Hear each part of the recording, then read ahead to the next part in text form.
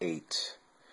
Alright, now while we were on the topic of this constellation thing and how it related to the modern phenomenon of the names of the alien races that are supposedly in and around and on our planet right now.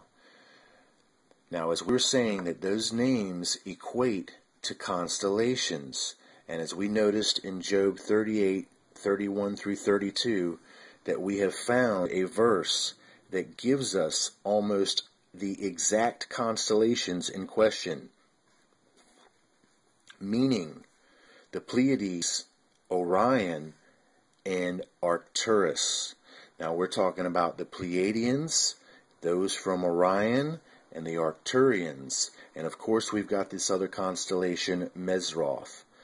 So what is interesting is that today, right now, we have on YouTube popular UFO culture, people that are understanding that this is the time of prophecy. It's not a far stretch to see that all of this recent UFO alien phenomenon has something to do with what's happening in the world today.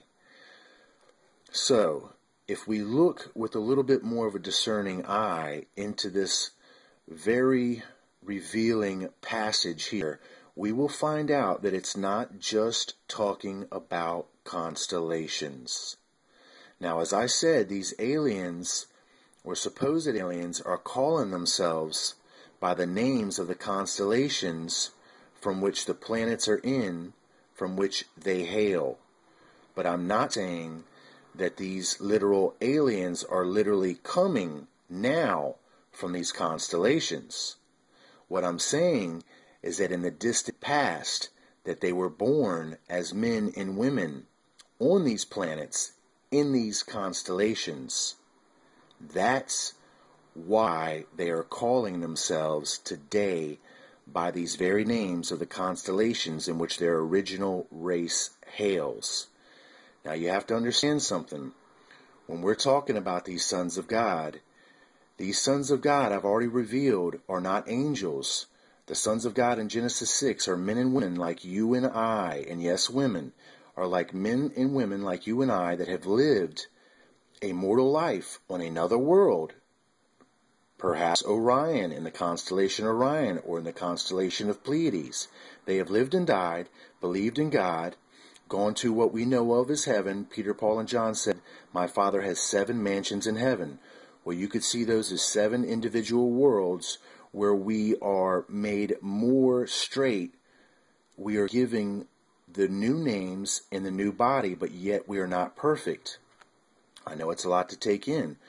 Well, after they ascend to what is commonly known of as heaven, you're not just resting in eternal bliss. There's work to be done. And some of that adventure and work is to go back to evolutionary worlds and usher in civilization.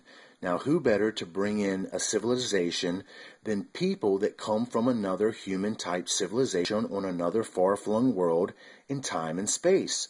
That's how it's done.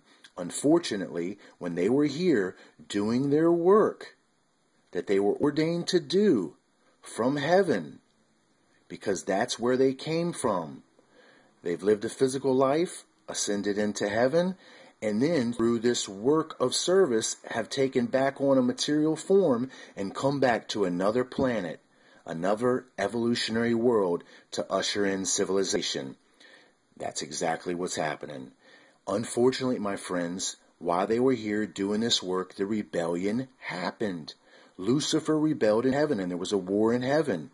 And it's termed like this: and there was a war in heaven, and Michael fought against the dragon and prevailed and cast that dragon out, basically to the ground. Well, that is telling you that this rebellion had taken place. Once the rebellion took place, all of the planets, or the stones of fire that Lucifer was in control of, not all of them, but 38 of them rebelled. Our planet was one of them. And when it happened, we lost 60 of the original 100 sons of God.